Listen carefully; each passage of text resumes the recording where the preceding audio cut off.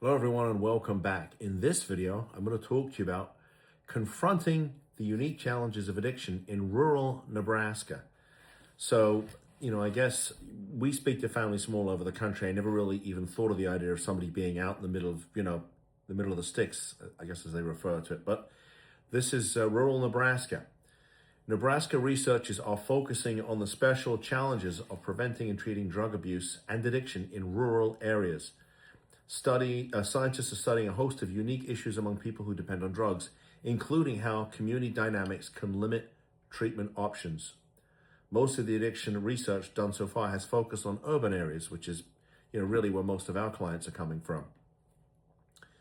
But rural areas face unique challenges, including available treatment options, transportation, and substance use patterns. Yeah, look, one of the reasons people come to Florida, separate apart from the fact we have this amazing legal system here that allows us to not only take control of somebody, but get them into treatment and keep them here long enough so they can go back home and finish up their treatment. But I would imagine in a rural area, that's probably a real problem. And we get people coming from all over the country coming here to Florida for treatment. So this sort of makes sense.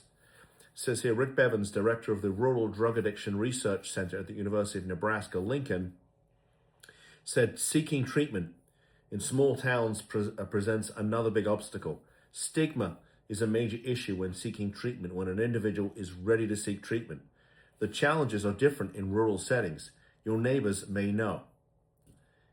And, I know one of the discussions I have with families is the sort of the shame, the stigma, and we don't want the neighbors to know, we don't want the community to know because, we'll be shunned, we'll be looked down on.